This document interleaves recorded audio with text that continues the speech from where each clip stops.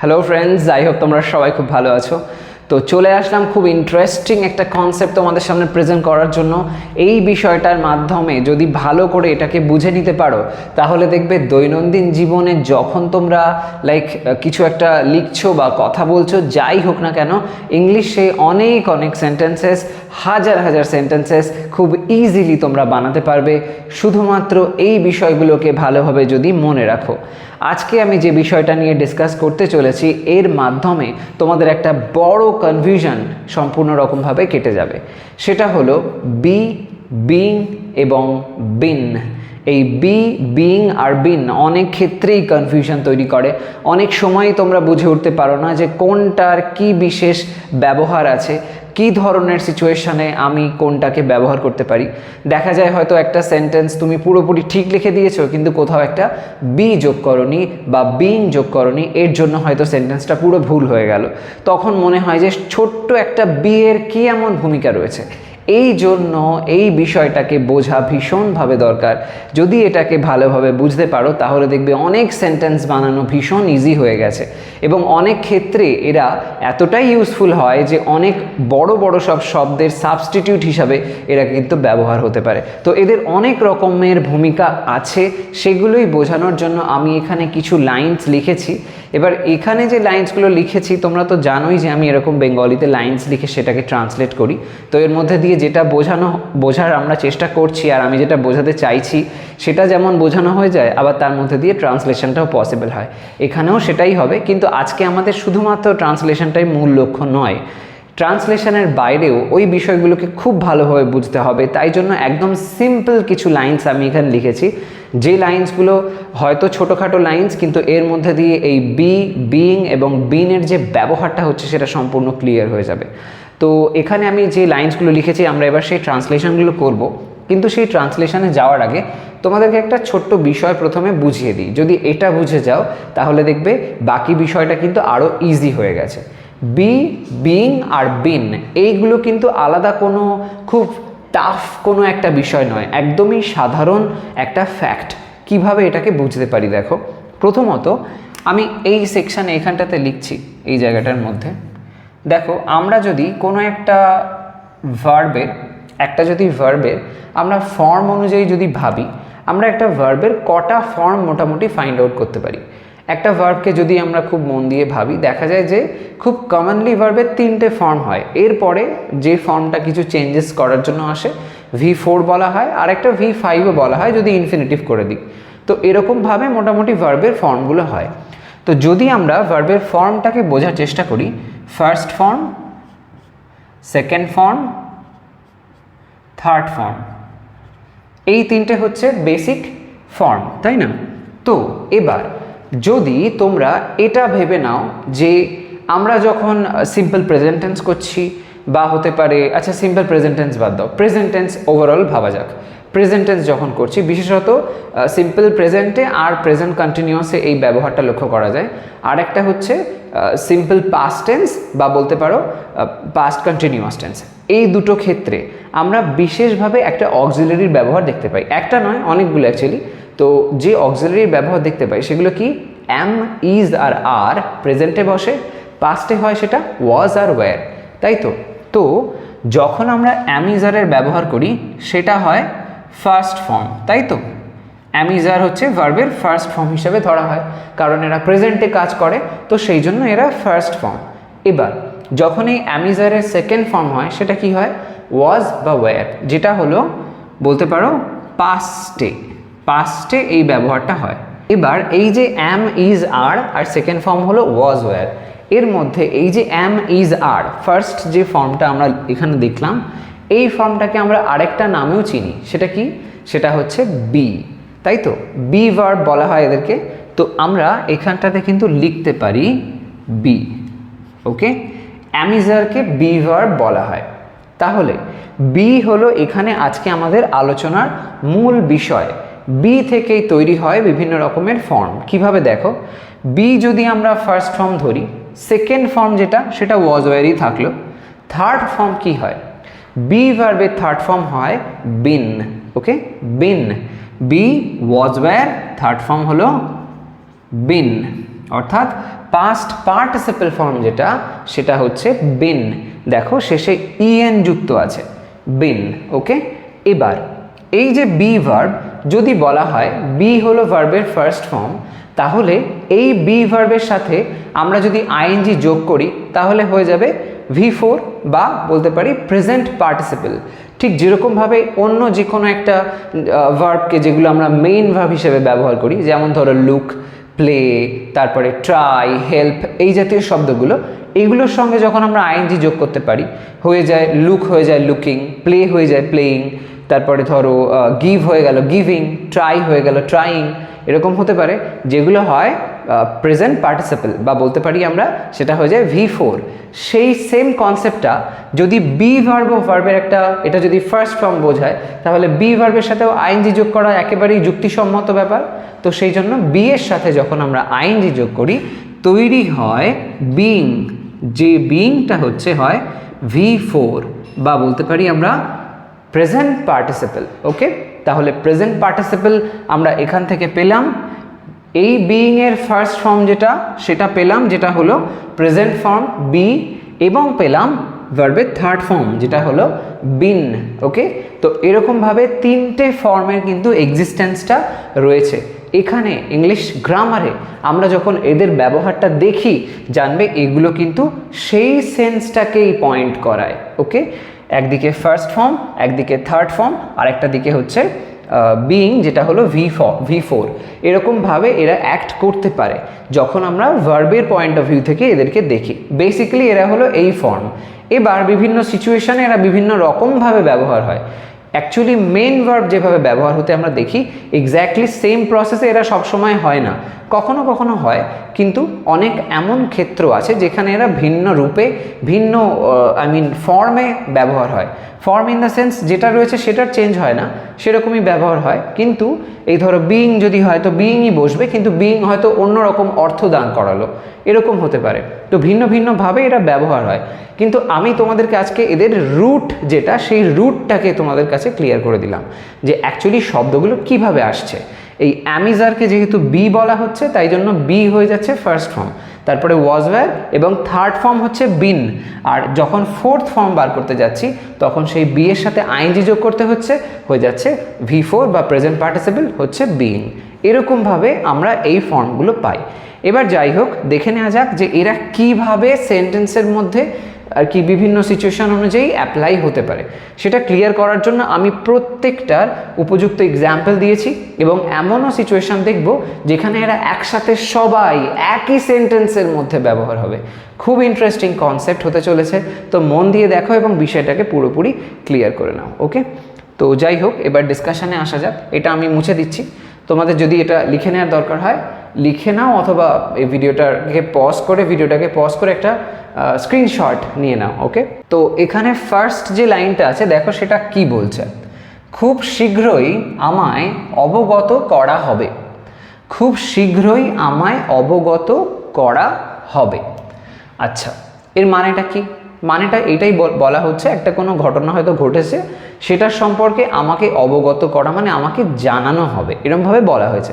এখন হবেই বলা হচ্ছে, সিম্পল ফিউচার টেন্সের ব্যবহার হয়েছে, এখনও হয়নি। তো আমরা এটা যদি লাইনটাকে একটু বোঝার চেষ্টা করি, দেখা যাচ্ছে লাইনটা কিন্তু প্যাসিভে আছে, অন্য কারোর দ্বারা আমাকে জানানো হবে বা অবগত করা হবে। তো সেই অর্থে এটা প্যাসিভে সিম্পল ফিউচার টেন্সের ফর্মটা আমরা লিখব। এবার সিম্পল ফিউচার টেন্সে যখন আমরা করি প্যাসিভ ভয়েস, তখন কিভাবে হয় এটা একটু খেয়াল করো, তাহলে বুঝতে পারবে। একটা খুব ইম্পর্ট্যান্ট ইউজ, খুব শীঘ্রই আমায় অবগত করা হবে। তো প্রথমে আমরা আমায় কথাটা লিখতে পারি, তো লেখা যাক আই। লিখলাম আই, লেখার পরে খুব শীঘ্রই আমায় অবগত করা হবে। তো এবার যেহেতু আমায় করা হবে বলা হচ্ছে, সিম্পল ফিউচার টেন্সে প্যাসিভ ফর্মে লিখব, তাই জন্য আই উইল লিখব। সিম্পল ফিউচারের ফরম্যাটটা বোঝানোর জন্য I will be. I will be কি? অবগত করা হবে। তো সেই সেন্সে ইনফর্ম থেকে ইনফর্মড এরকম লিখতে হবে। I will be informed.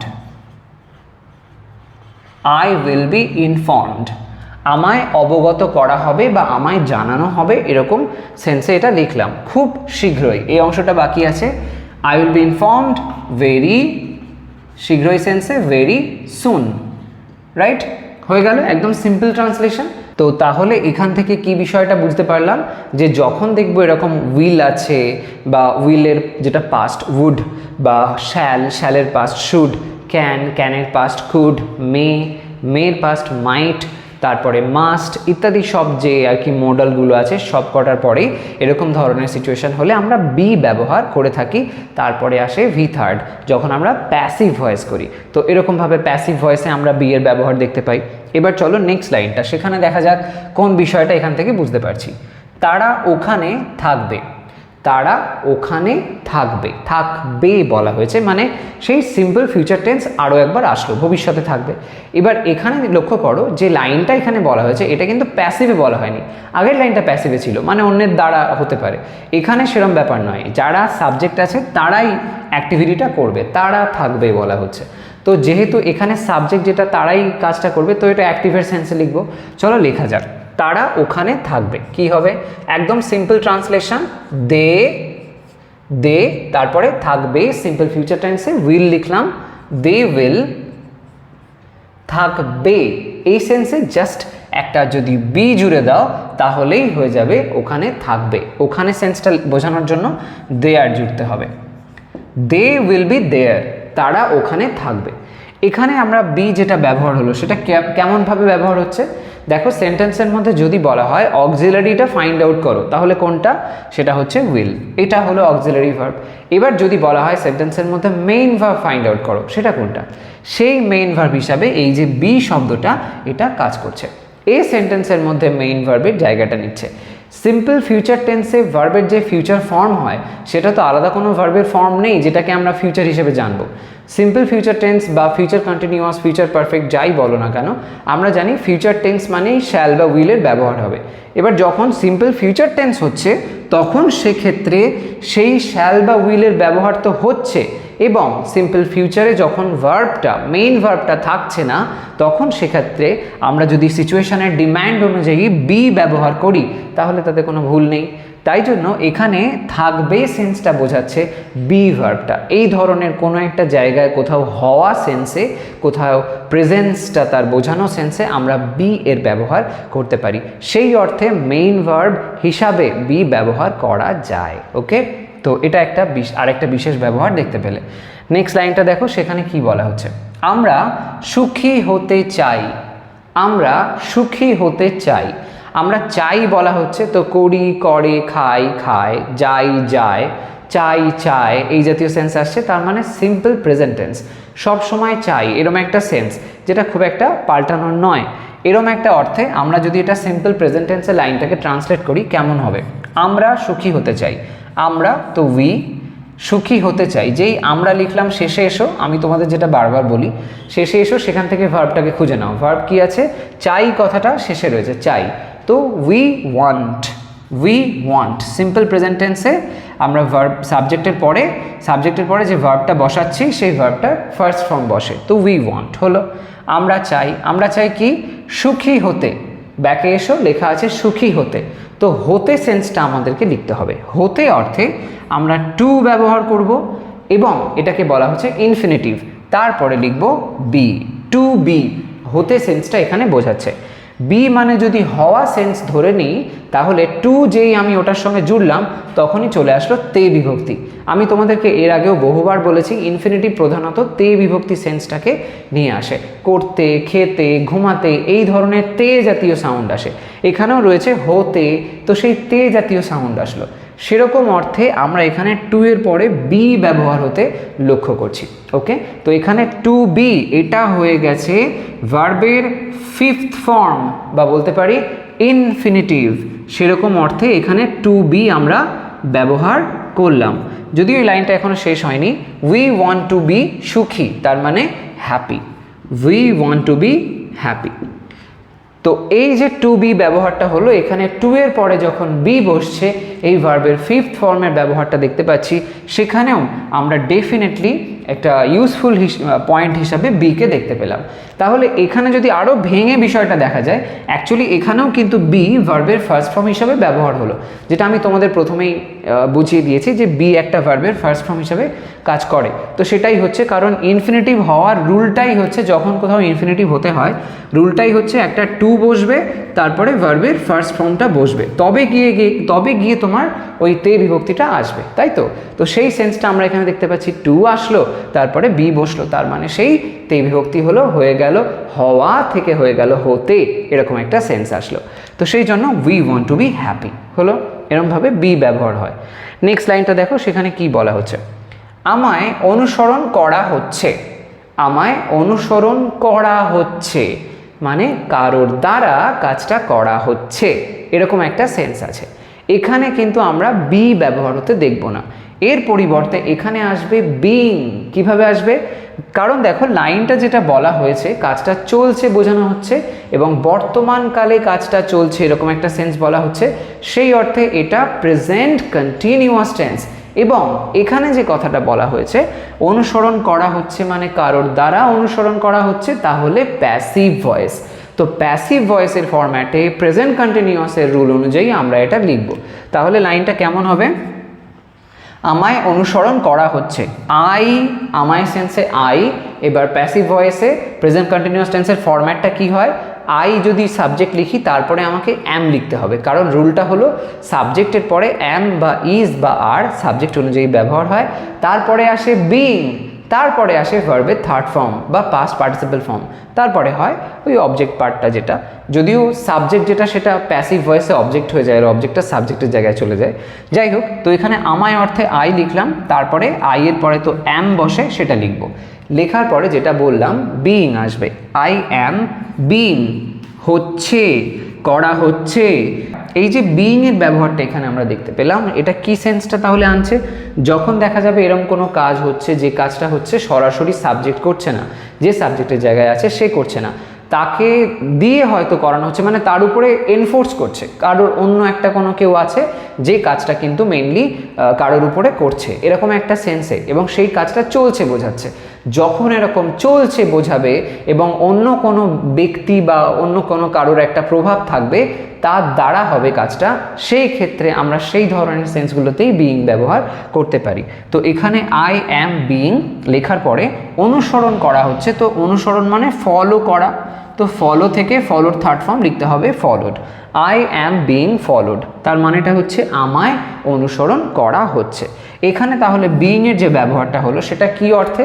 এখানে বিইং যেটা ব্যবহার হলো সেটা সেন্টেন্সের টেন্সটাকে বোঝাচ্ছে। যদি এখানে বিইং নাই থাকতো তাহলে পুরো ব্যাপারটা কিন্তু পাল্টে যেত। কেমনভাবে? ধরে নাও এখানে বিইং নেই, রয়েছে আই অ্যাম ফলোড, তার মানে আমায় অনুসরণ করা হয়, এখন হচ্ছে তা নয়, আমায় সবসময় অনুসরণ করা হয়, এইটাই বলা হচ্ছে। তার মানে টেন্সটাই পাল্টে গেল, বিষয়টাই আমরা ভালোভাবে বুঝতে পারবো না। সেই জন্য টেন্সটাকে ঠিকভাবে বুঝতে গেলে বিইং কিন্তু ভীষণ রকমের গুরুত্বপূর্ণ ভূমিকা সেন্টেন্সের মধ্যে নিয়ে থাকে। কোনো কাজ চলছে বোঝানোর জন্য, সেটা প্রেজেন্ট হোক, পাস্ট হোক বা ফিউচার হোক, আমরা কিন্তু এরকম সেন্সগুলো বুঝতে পারি বিইংয়ের মাধ্যমে। যদিও আমরা যদি ফিউচারের কথা বলি, তাহলে সেক্ষেত্রে ফিউচার যদি আমরা এরকম ভাবি যে ফিউচার কন্টিনিউয়াস টেন্সে প্যাসিভ ভয়েস করব, তাহলে সেটা খুব ফোর্সফুলি করতে হবে, ইউজফুল নয়। কিন্তু করলে করা যায়, সেক্ষেত্রেও বিইংয়ের ব্যবহার লক্ষ্য করা যায়, কিন্তু আমরা ইউজ করি না, কারণ সেন্টেন্সটা একদমই অদ্ভুত টাইপের দেখতে লাগে, অনেক বড় হয়ে যায়, সেই জন্য ওটার ইউজ হয় না আর সেরকম লেভেলের। কিন্তু আমরা যে দুটো মেনলি ব্যবহার দেখতে পাবো এই টেন্সগত দিক থেকে দেখতে গেলে, সেটা হচ্ছে প্রেজেন্ট কন্টিনিউয়াস টেন্সে আর হলো পাস্ট কন্টিনিউয়াস টেন্সে, ওকে, এবং অবশ্যই প্যাসিভে। তো সেই সেন্সটা কিন্তু আমরা এখানে দেখতে পেলাম, ওকে। তারপরে নেক্সট লাইনটা দেখো কি বলা হচ্ছে, অসুস্থ হওয়ায় সে যেতে পারল না। অসুস্থ হওয়ায় সে যেতে পারল না, এই যে কথাটা এখানে বলা হচ্ছে, এখানে আমরা কিভাবে লাইনটাকে ট্রান্সলেট করতে পারি? প্রথমে দেখো বলা হচ্ছে অসুস্থ হওয়ায়। যখন জানবে এরকম ধরনের কোনো সেন্স আসে, অসুস্থ হওয়ায়, খুশি হওয়ায়, দুঃখী হওয়ায়, এই জাতীয় কথা যখন আমরা বলি, যেখানে এরকম একটা টান থাকে, তখন সেক্ষেত্রে আমরা পার্টিসিপল বা বলতে পারো প্রেজেন্ট পার্টিসিপল বিইংয়ের ব্যবহার করে আমরা লাইনটাকে কিন্তু লিখতে পারি।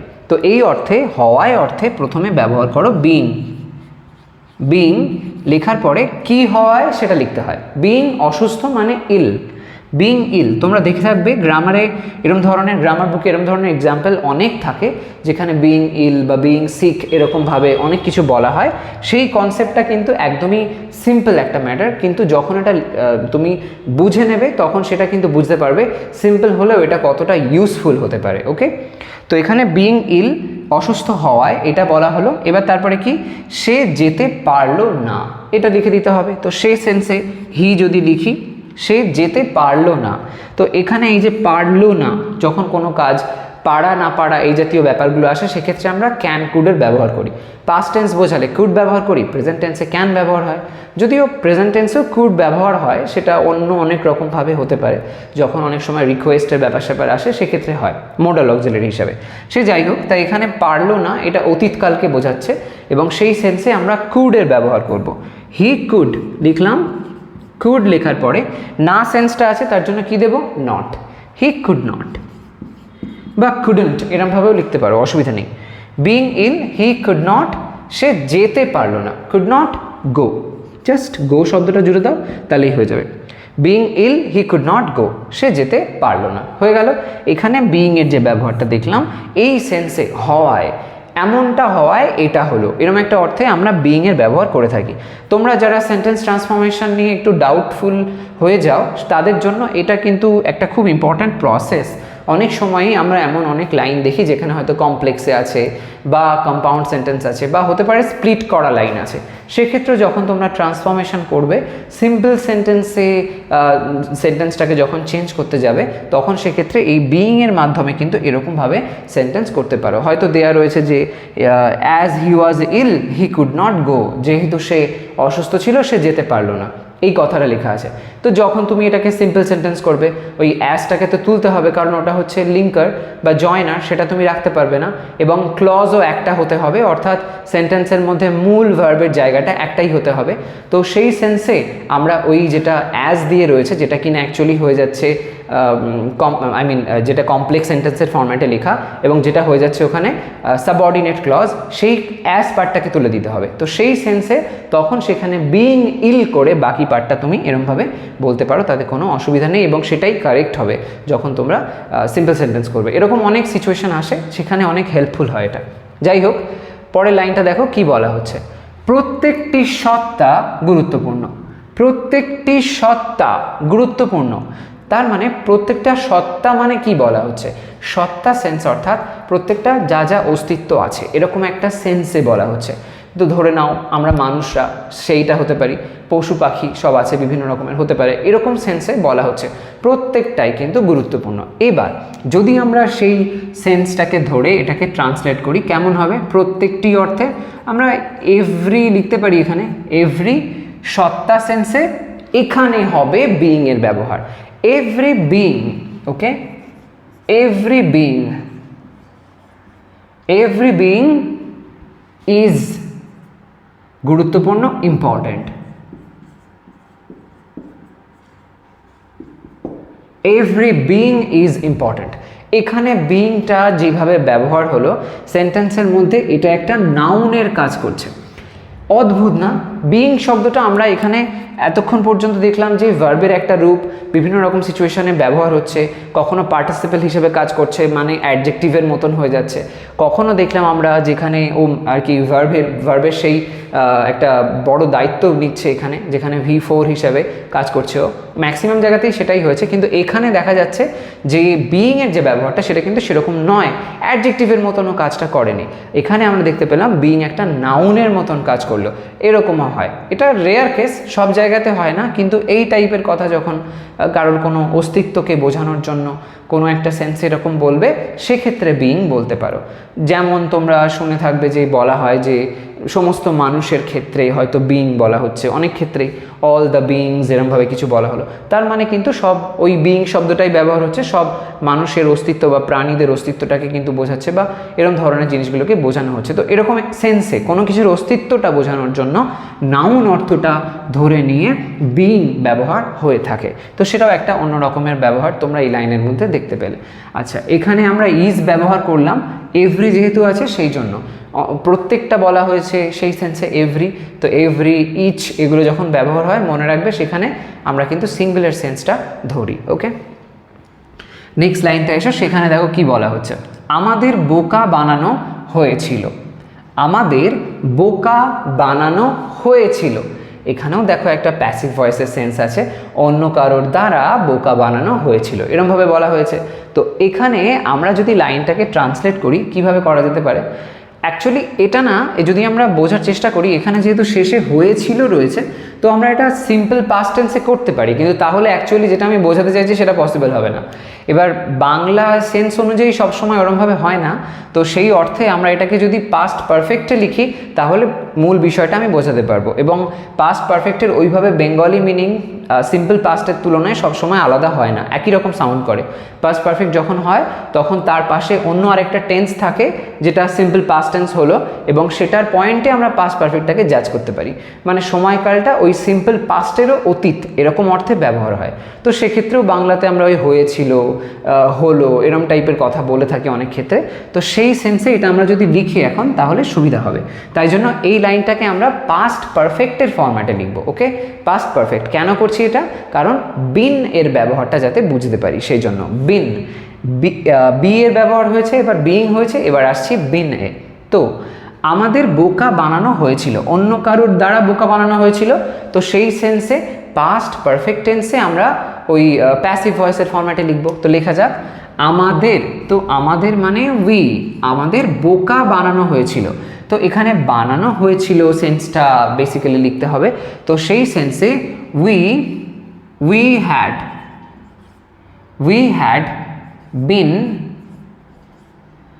had been বোকা, বোকা সেন্সে এইটা হচ্ছে আর কি ফুল শব্দটা ব্যবহার হয়, ফুল মানে বোকা, এটা যদি ভার্ব করে দিই ফুল থেকে হয়ে যাবে ফুলড, ফুলড ভার্বের থার্ড ফর্ম। তো we had been fooled মানে হলো আমাদেরকে বোকা বানানো হয়েছিল। এখানে পাস্ট পারফেক্ট টেন্সে প্যাসিভ ফরম্যাট অনুযায়ী করলাম, ফরম্যাটটা কি দাঁড়ালো, সাবজেক্ট বসলো, হ্যাডের ব্যবহার হলো, বিন আসলো এবং ভি থার্ড আসলো। এই রুলটা যখন এরকম হয় যেখানে পারফেক্ট টেন্সের ব্যবহার হয়, সেটা পাস্ট পারফেক্ট হোক, প্রেজেন্ট পারফেক্ট হোক, ফিউচার পারফেক্ট হোক, যখনই দেখবে পারফেক্ট টেন্স হয়েছে সেক্ষেত্রে তোমরা বি ভার্বের যেটা থার্ড ফর্ম সেই বিনের ব্যবহার হতে দেখতে পাবে। ওকে, বিন যেটা V3 বলি আমরা, সেই বিন ব্যবহার এখানে হয়ে গেল। তো এরকম সেন্সে আমরা বিনের ব্যবহার দেখতে পাই। বিন কিন্তু এরকম ধরনের কোনো কনসেপ্টে হচ্ছে না, বিন ব্যবহার হচ্ছে এই ধরনের সেন্সগুলোতে। ওকে, মনে রেখো এখানে যদি এটা প্রেজেন্ট পারফেক্ট হতো তাহলে উই হ্যাভ বিন ফুলড হতো, ফিউচার পারফেক্ট হতো তাহলে we will have been fooled এরম হতো। যদি তোমরা কোনো মোডাল ফর্মে ফেলতে তাহলেও সেটার পারফেক্ট করলে ধরো কুড যদি দিতে তাহলে we could have been fooled এরকমভাবে বলতে হবে, we could have been fooled. তারপরে we might have been fooled, we must have been fooled, এরকম বিভিন্নভাবে হতে পারে। তো সেক্ষেত্রে বিনের ব্যবহার এই ধরনের সেন্সগুলোতে হয়ে থাকে, বোঝা যাচ্ছে? নেক্সট লাইনটাতে এসো, দেখো সেখানে কি বলা হচ্ছে, এটা সম্মানের হয়েছে, এটা সম্মানের হয়েছে, কোনো একটা কিছু ধরো কাজ হয়েছে যে কাজটা সম্মানের হয়েছে এরকম সেন্সে, এই ধরনের অর্থে এখানে যেহেতু হয়েছে বলা হয়েছে তার মানে বুঝতে পারছি যে এটা লাইক একটা প্রেজেন্ট পারফেক্ট টেন্সের ফরম্যাট আছে, করেছে, খেয়েছে, গিয়েছে, এই ধরনের কথা আমরা যখন বলি তখন এই ছে জাতীয় সেন্সের জন্য এটাকে আমরা প্রেজেন্ট পারফেক্ট টেন্স বলি। তো সেই অর্থে এটাকে আমাদের লিখতে হবে। তো এটা বলা হয়েছে, লেখা যাক ইট দিলাম। তো ইটের পরে হয়েছে, ইটের পরে যদি প্রেজেন্ট পারফেক্টের ফরম্যাটে যাই তাহলে হয় হ্যাজ, হ্যাভ তো হবে না, তো লিখবো ইট হ্যাজ দিলাম, ইট হ্যাজ। এবার এখানে কিছু একটা লাগবে, কি দেব? সম্মানের বলতে আমরা এটা তো ভার্ব হিসেবে ব্যবহার করতে পারবো না, তো এক্ষেত্রে কি করা যেতে পারে? এই ধরনের সেন্সে এই যে ভার্বের সেকশনটা এখানে হ্যাজের পরে যদি আমরা ভি থার্ড হিসেবে ঠিক যেরকম উইলের পরে আমরা বি লিখেছিলাম একই প্রসেসে হ্যাজের পরে তো বি লিখতে পারবে না, হ্যাভ বা হ্যাজ বা হ্যাড, এরপরে বিন বসে, তো সেই জন্য আমরা এখানে ভার্বের থার্ড ফর্ম বিন ব্যবহার করে দিলে তাহলে কোনো ভুল হবে না, মেইন ভার্ব হিসাবে এটা ব্যবহার হয়ে গেল। ইট হ্যাজ বিন দিলাম সম্মানের, ইট হ্যাজ বিন সম্মানের সেন্সে অ্যান অনার এরমভাবে লেখা যেতে পারে, it has been an honour, এটা সম্মানের হয়েছে, it has been an honour. তো এরকমভাবে এটা বলা হলো। এবার এটা তোমরা খুব কমন একটা লাইন, এই লাইন অনেক জায়গাতে শুনেছো, এটা তোমরা হয়তো ইট হ্যাজ বিন এরকমভাবে ব্রেক করে শোনোনি, এই জায়গায় হয়তো তোমরা খুব কমনলি যে টার্মটা শোনো, এই ইট হ্যাজ বিনটা এরম না বলে এটা বলা হয় ইটের সাথে অ্যাপোস্ট্রফি এস দিয়ে দেওয়া হয়, হয়ে যায় ইটস, তারপরে লেখা হয় বিন, ইটস বিন, তারপরে an honour, it's been an honour. It's মানে কিন্তু ইট ইজ নয় এখানে, ইটস মানে এখানে it has been an honour, এরকম সেন্সে ইটস বিন অ্যান অনার এটা হয়ে যায়। ওকে, তো এই সেন্সটা তোমরা অনেক জায়গায় শুনেছো, অনেক ক্ষেত্রে ইটস বিন অ্যান অনার বলে হয়তো কিছু বলা হচ্ছে, এই যে কথাটা। তো এই অর্থে আমরা এখানে দেখতে পেলাম বিনের ব্যবহার, বিন যেখানে কিনা ভার্বের থার্ড ফর্ম হিসাবে, মেইন ভার্ব হিসাবে সেন্টেন্সের মধ্যে কাজ করলো। তো সেই সেন্সটা আমরা এখানে দেখতে পেলাম। এবার নেক্সট লাইনটাতে কি বলা হচ্ছে দেখো, তুই কি ওখানে আগে গেছিস, তুই কি ওখানে আগে গেছিস, এরকমভাবে বলা হয়েছে। সেই দেখো সেন্সটা যেভাবে আসলো, করেছি, খেয়েছি, গিয়েছি, এই ধরনের একটা সেন্স রয়েছে। তার মানে সেই আরও একবার দেখতে পাবো যে ওই প্রেজেন্ট পারফেক্ট টেন্সের ব্যবহারটা হচ্ছে। তো এটা যদি আমরা লিখি, দেখো এটা প্রশ্নের ফরম্যাটে রয়েছে, তো সেই মতন করতে হবে। যখন প্রশ্ন করা হয় সেটার ক্ষেত্রে দুটো লাইন, যেই দেখবে প্রশ্ন আছে তখন দুটো বিষয় প্রথমে ভাববে। একটা হচ্ছে প্রথমত এটা ইয়েস নো কোয়েশ্চেন হলো নাকি ডাব্লিউএইচ কোয়েশ্চেন হলো, সেই অর্থে কিভাবে বুঝবে। ইয়েস নো কোয়েশ্চেন যদি হয় তাহলে উত্তরটা হ্যাঁ বা নায় আসবে, ডাব্লিউএইচ কোয়েশ্চেন হলে হ্যাঁ বা নায়ের ব্যাপার নেই, বিস্তারিত উত্তর হবে। তো এখানে তুই কি ওখানে আগে গেছিস, উত্তর হ্যাঁ হতে পারে, না হতে পারে, তাহলে এটা ইয়েস নো কোয়েশ্চেন হয়েছে। এটা হলো প্রথমত বিষয়। আর দ্বিতীয় হচ্ছে যেটা সেন্টেন্সের মধ্যে অক্সিলারি ভার্ব হিসেবে তুমি ব্যবহার করছো সেটাকে প্রথমে আনতে হবে, তারপরে সাবজেক্টটা লিখতে হবে, এইটাকে মাথায় রাখতে হবে। যেমন আগের লাইনগুলোতে দেখো, যেখানে যেমন এখানে উই হ্যাড বিন হয়েছে, তারপরে ইট হ্যাজ হয়েছে, এগুলো কি হচ্ছে, সাবজেক্টটা আগে আছে, তারপরে আমার অক্সিলারি ব্যবহার হচ্ছে, উই হ্যাডটা পরে আসলো, ইটের পরে অক্সিলারি হ্যাজ আসলো, এটা হয়েছে। যদি আমি প্রশ্ন করি তখন এই অক্সিলারিটাকে আগে আনতে হবে, তার মানে ইট হ্যাজ হয়ে যাবে হ্যাজ ইট, উই হ্যাড হয়ে যাবে হ্যাড উই, এইটাই হচ্ছে জাস্ট পার্থক্যটা। তো সেটা আমরা এখানে করব। তুই কি, তো তুই সেন্সে ইউ। এবার এখানে যে সেন্টেন্সটা রয়েছে, যেহেতু টেন্সটা গেছিস বলছে, তার মানে প্রেজেন্ট পারফেক্ট টেন্স, তো ইউ এর পরে আমরা হ্যাভ ব্যবহার করব, প্রেজেন্ট পারফেক্টের ফরম্যাট যেহেতু, তো সেই হ্যাভটাকে আগে বার করে নাও, ইউ হ্যাভ না করে করো হ্যাভ ইউ, হ্যাভ ইউ। যেই হ্যাভ ইউ করলে এর মানেটা দাঁড়ালো তুই কি, এরকম হলো। এবার শেষে এসো, গেছিস লেখা রয়েছে, গেছিস, তো গেছিস মানে আমরা গো ভার্বের ব্যবহার করতে পারি, কিন্তু সেটা এখানে করব না। এখানে আমরা ওই বি ভার্বের ব্যবহার করে বোঝাবো। আমরা আগেও দেখেছি হওয়া, থাকা, কোনো একটা জায়গাতে যাওয়া ইত্যাদি রকমের সেন্সগুলোতে সিচুয়েশন অনুযায়ী আমরা বি ভার্বের ব্যবহার করতে পারি। তাহলে এখানে তোমার ওখানে গেছিস মানে তুই ওখানে গেছিস মানে তোমার ওখানে উপস্থিত থাকা বিষয়টাকে আমি বলতে পারি। সেই অর্থে হ্যাভ ইউ বিন যদি বলি তাতে কোনো ভুল নেই। হ্যাভ ইউ বিন হলো কারণ যেহেতু হ্যাভ তারপরে ভি থার্ড হবে, তাই জন্য বি ভার্বের ভি থার্ড হয় বিন, সেটা লিখলাম যেটা ঠিক আগে হয়েছিল। হ্যাভ ইউ বিন কোথায় আছে, ওখানে। Have you been there, have you been there আগে, before, have you been there before, এরকমভাবে প্রশ্নটা করা হয়েছে। Have you been there before. Okay, তাহলে এখানে দেখতে পেলাম বিন শব্দটার আরও একবার ব্যবহার, ওকে, যেটা কিনা মেইন ভার্বের থার্ড ফর্ম হিসেবে ব্যবহার হলো, রাইট। এরকমভাবে দেখা যাচ্ছে যে বিন কীভাবে ব্যবহার হতে পারে। এবার যে শেষ সেন্টেন্সটা আছে এটাকে আমরা একটু বলতে পারি স্পেশাল সেন্টেন্স, কারণ এখানে আমরা দেখব তিনটে বিষয়ই একসাথে রয়েছে। এতে করে সুবিধা হবে, তোমরা এই কনসেপ্টটাকে আরও ক্লিয়ার করে নিতে পারবে যে কত রকমভাবে এরা ইউজ হতে পারে। কি বলা হচ্ছে দেখো, প্রত্যাখ্যাত হওয়ার পর আমায় বলা হচ্ছে নীরব থাকতে। প্রত্যাখ্যাত হওয়ার পর মানে প্রত্যাখ্যান করা হয়েছে, এরকম একটা ব্যাপার। প্রত্যাখ্যাত হওয়ার পর আমায় বলা হচ্ছে নীরব থাকতে, এরকমভাবে বলা হয়েছে। তো প্রথমে লেখা রয়েছে প্রত্যাখ্যাত হওয়ার পর, এই সেন্সটা আমরা কিভাবে লিখতে পারি? এক্ষেত্রে আমরা এটা এরকমভাবে করতে পারি। এখানে প্রত্যাখ্যাত হওয়ার পর যে কথাটা বলা হচ্ছে এই অর্থে আমরা হ্যাভিং এর ব্যবহার করে পার্টিসিপেল ফর্ম হ্যাভিং, হ্যাভ থেকে হ্যাভিং, এটা আমরা করতে পারি। হ্যাভিং শুধু নয়, হ্যাভিংয়ের সাথে সাথে বিনের ব্যবহার হবে। কেন হবে? কারণ দেখো প্রত্যাখ্যাত হওয়ার পর বলা হয়েছে, মানে সে নিজে নিজে প্রত্যাখ্যান হয়নি, তো পসিবল না, অন্য কারোর দ্বারা প্রত্যাখ্যান হয়েছে, তার মানে প্যাসিভের ফর্ম আমাকে অ্যাপ্লাই করতে হবে।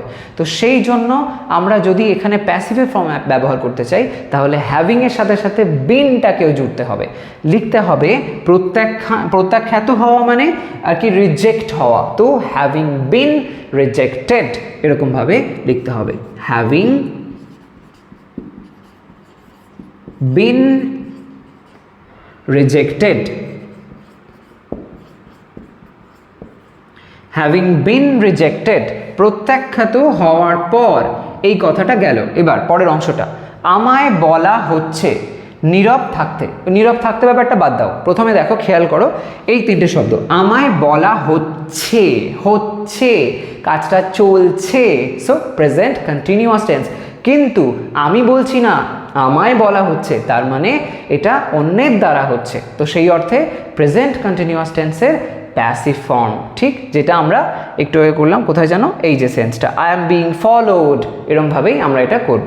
তো আমায় বলা হচ্ছে, তো আমায় বলা হচ্ছে প্রেজেন্ট কন্টিনিউয়াস টেন্সের প্যাসিভ ফরম্যাট। তো আই এর পরে অ্যাম লিখবো, তারপরে লিখবো বিং, আই অ্যাম বিং, বলা হচ্ছে মানে কি বলবে, টেল থেকে টোল্ড করে দাও, আই অ্যাম বিং টোল্ড, আমায় বলা হচ্ছে হলো এরপর নীরব থাকতে, এই অংশটুকু বাকি রয়েছে, নীরব থাকতে এখানে কি আসছে দেখো, সেই V5 আমি যেটা লিখেছিলাম টু বি, যেটা হতে অর্থে ব্যবহার হয়েছিল, সেম সেন্সে এখানে থাকতে, নীরব থাকতে তেই বিভক্তি আসছে, তো সেই অর্থে আমরা এখানে ইনফিনিটিভ করতে পারি। তো সেই সেন্সে I am being told to be নীরব, সাইলেন্ট, টু বি সাইলেন্ট। তাহলে এখানে আমরা দেখতে পেলাম তিন রকমের কিন্তু ওই বি ভার্বের যে ফর্মটা সেটা ব্যবহার হলো। প্রথমে আসলো বিন, যেটা হলো V3 বা পাস্ট পার্টিসিপল, তারপরে আসলো বিং, যেটা হলো V4 বা প্রেজেন্ট পার্টিসিপল, তারপরে আসলো বি, যেটা হচ্ছে V1। তো এরকমভাবে আমরা বি এর বিভিন্ন রকম ব্যবহার এই লাইনটার মধ্যে একসাথে দেখতে পেলাম। তো এরকম বিভিন্ন রকমভাবে এটা ব্যবহার হয়, আরও ভ্যারিয়াস সিচুয়েশান আছে যেখানে আমরা এগুলোর ইউজ করে থাকি, কিন্তু মোস্ট কমনলি কিন্তু এই ধরনের কি ফ্যাক্টসগুলোকে তোমাদেরকে মনে রাখতে হবে। তো যত সুযোগ পাবে, যেরকমভাবে চান্স পাবে, লাইন্স বানাতে থাকো, সেখানে অ্যাপ্লাই করতে থাকো, এদের যত ইউজ করবে তত কনফিউশনগুলো কাটতে থাকবে। স্টিল যদি কোথাও কনফিউশন থেকে থাকে আমাকে কমেন্ট সেকশানে জানাতে ভুলো না, আমি ডেফিনেটলি সেটা ক্লিয়ার করে দেবো। তো আজ তবে আসি, তোমরা চ্যানেলটাকে যদি এখনও সাবস্ক্রাইব না করে থাকো ডেফিনেটলি করে নাও, কারণ এমন ধরনের ইনফরমেটিভ ভিডিওস তোমরা আমার চ্যানেল থেকে পেতেই থাকবে। আর এই ভিডিওটাকে একটা লাইক করতে ভুলো না, শেয়ার করো সবার মধ্যে। তো আজ তবে আসি, সবাই ভালো থাকো, সুস্থ থাকো। নেক্সট ভিডিওতে চলে আসবো আরও একটা ইন্টারেস্টিং কোনো একটা কনসেপ্ট তোমাদের সামনে প্রেজেন্ট করার জন্য। বাই।